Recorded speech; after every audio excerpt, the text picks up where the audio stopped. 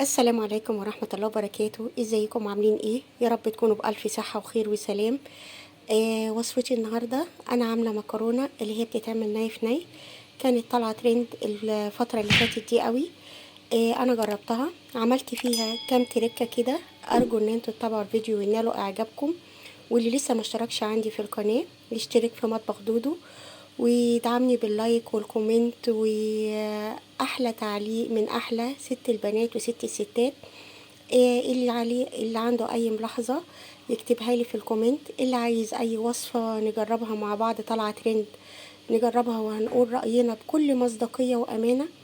آم، يعني هي المكرونة خدت وقت للمصداقية كتير في الفرن عن وقت المكرونة العادية، لأن المكرونة العادية ممكن بتاخد من 10 ل 12 دقيقة. دي خدت بالظبط في الفرن أكتر من نص ساعة، يعني ساعة إلا ربع. خدت وقت أكتر من تسوية المكرونة العادية. يعني لو أنا هقارن ما بين تسوية المكرونة العادية وتسوية المكرونة التانية اللي هي دي، يبقى المكرونة بتاعتنا أفضل كتير. وهنجيب شوكة مع بعض ونشوف درجة التسوية بتاعة المكرونة. بس هي زي ما حضرتك شايفة كده سخنة قوي.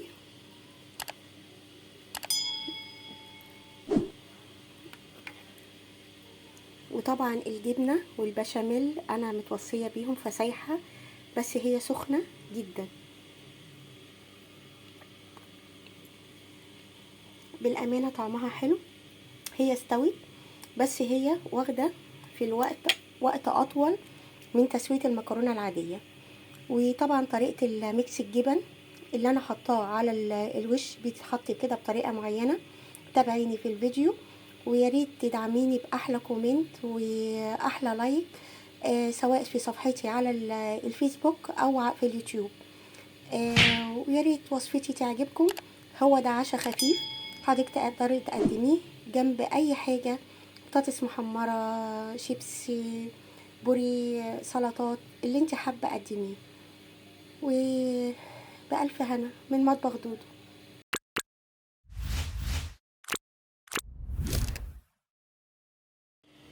انا عندي لحمه مفرومه ومعاهم بصلتين محترمين.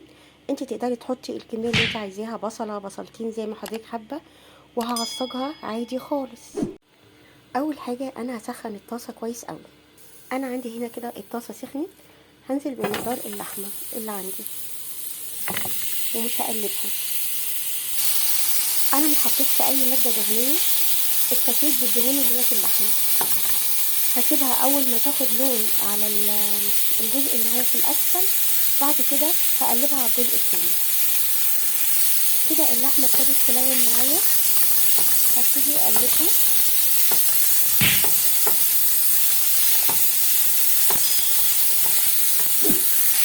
انا قلبتها زي ما حضرتك شايفه كده لغايه لما خدت اللون البني وهي بتنزل السوائل بتاعتها. هحط عليها البصله واقلبها. هضيف البهارات بتاعتي. انا مش حاطه غير ملح وفلفل اسود وربع معلقه سكر وبشره جوز الطيب.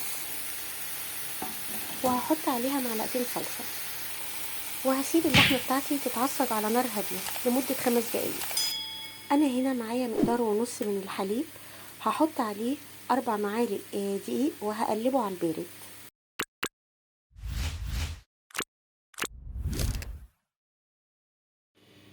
وده كده شكل الحليب بتاعنا بعد ما دوبت فيه 4 معالق النشا. مقدار الحليب معايا هنا 1.5 كيلو، وحطيت فيه 5 معالق نشا. انا هعمل البشاميل او الكريمة دوبت كله على البارد. هحط عليها ملح وفلفل ومكعب مرقة اختياري على حسب ما انت حابة، وبشرة جوز الطيب. زي ما حضرتك شايفة كده انا جبت حلة وحطيت فيها البشاميل اللي انا مدوباه كله على البارد، وحطيت عليها البهارات. لسه حتى ما قلبتهاش. بهارات اللي انا حطيتها عبارة عن ملح وفلفل وبشرة جوز الطيب ومكعب مرقة.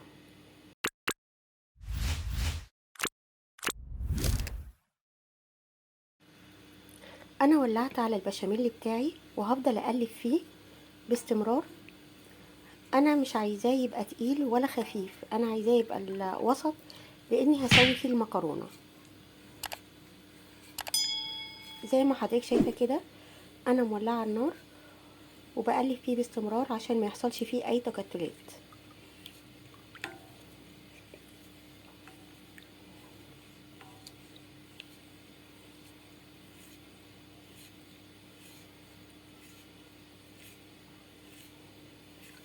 بتفضلي حضرتك تقلبي فيه لغايه لما توصلي للسمك او كثافه البشاميل اللي انت عايزاها. النهارده انا البشاميل بتاعي عاملاه على البارد علشان انا هعمل المكرونه اللي هي نيه وهسويها في الفرن.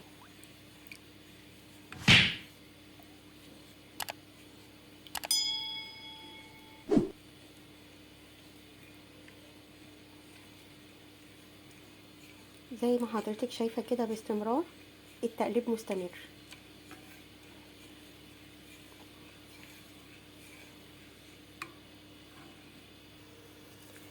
زي حضرتك كده ما شايفه انا مستمره في تقليب البشاميل، وعشان كمان الدقيق يستوي.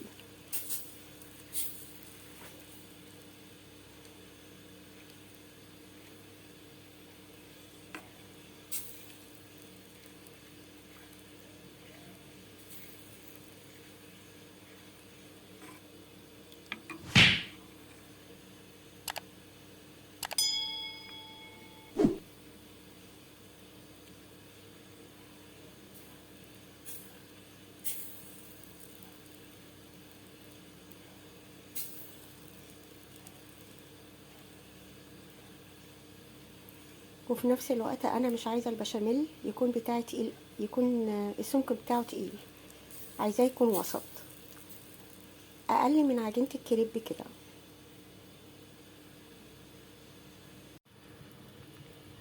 انا زي ما حضرتك شايفه مستمره في التقليب. ابتدى السمك بتاعه يتقل زي ما حضرتك شايفه كده. انا مش عايزاه يكون سميك قوي، انا عايزاه يا دوبك بس السمك ده كده.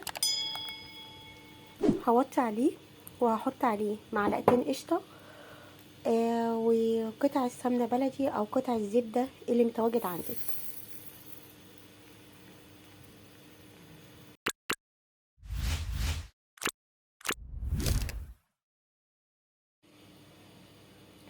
زي ما حضرتك شايفه كده انا هحط قطعه الزبده وهسيبها تدوب تطعم البشاميل بتاعي.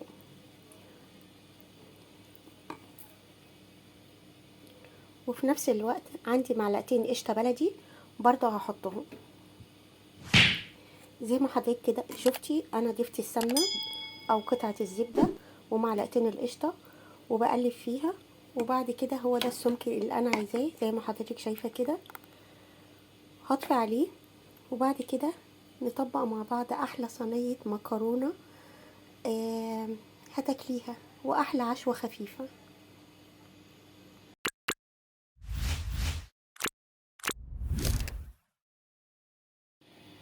عندي صينيه هحط في القعر بتاعها كده طبقه محترمه من البشاميل.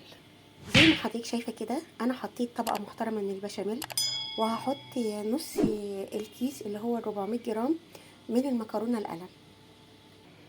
زي ما حضرتك شايفه كده انا حطيت تقريبا نص الكيس او اكتر من نص شويه اللي هو كيس المكرونه ال 400 جرام.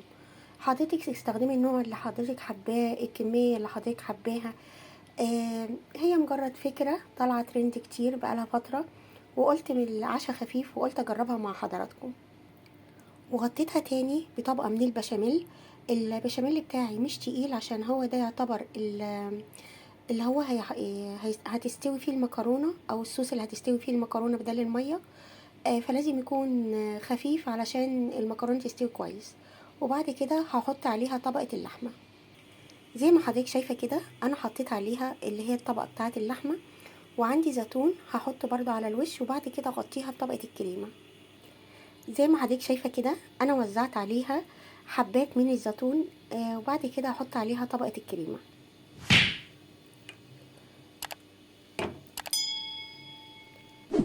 وهغطيها كويس قوي.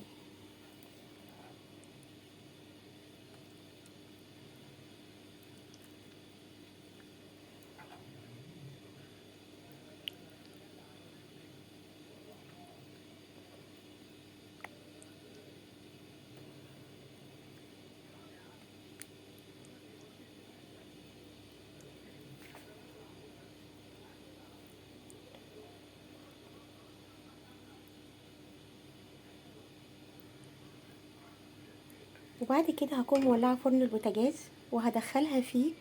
وهشقر عليها من وقت للتاني. هي بتاخد تقريبا من تلت لنص ساعه على حسب الفرن بتاع حضرتك. انا حطيت المكرونه بتاعتي في الفرن، وفي نفس الوقت عندي كده ميكس من الجبن. انا عامله صينيه صغيره مش محتاجه احط جبن كتير، وعلشان اي نوع مهما كان الناس اللي بتشتكي من عدم سيحان الجبنه والمطه بتاعتها، بيتضاف عليها مكون بيخلي المطه بتاعتها تبقى حكايه. بضيف عليها لبن وبقلب كل الكلام ده. الميكس الجبن او جبنه شيدر او جبنه موزاريلا اللي موجود عندك، حط عليه لبن وقلبيه مع بعض كويس. وبعد ما المكرونه تستوي بتعملي طبقه كده وتولعي عليها الشوايه.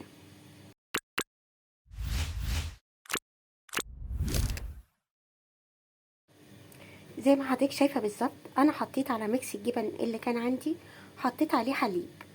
هقلب الاتنين مع بعض، ولما المكرونه بتاعتي تستوي وتبقى تمام هحط الوش ده وتاخد وش جراتان كده حكايه.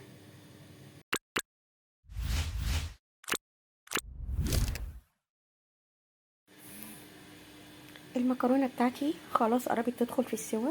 انا قبل ما تاخد وش طلعتها، وهنحط عليها ميكس الجبن اللي هو باللبن زي ما حضرتك شايفه كده.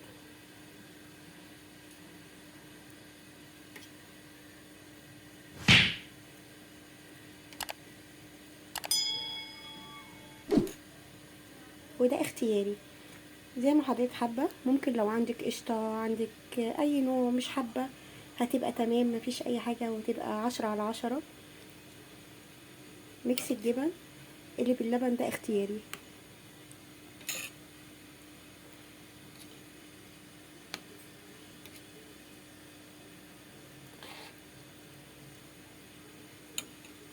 وبعد كده هدخلها الفرن تاني.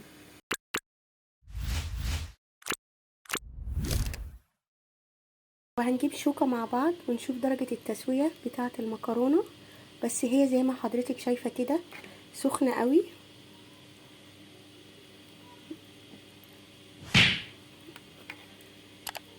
وطبعا الجبنة والبشاميل انا متوصية بيهم فسايحة، بس هي سخنة جدا. بالامانة طعمها حلو.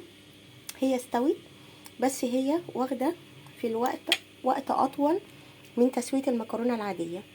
وطبعا طريقة الميكس الجبن اللي انا حطاه على الوش بيتحط كده بطريقة معينة. تابعيني في الفيديو، ويا ريت تدعميني باحلى كومنت واحلى لايك، سواء في صفحتي على الفيسبوك او في اليوتيوب. ويا ريت وصفتي تعجبكم. هو ده عشاء خفيف حضرتك تقدري تقدميه جنب اي حاجة: بطاطس محمرة، شيبسي، بوري، سلطات، اللي انت حابة قدميه. وبألف هنا من مطبخ دودو.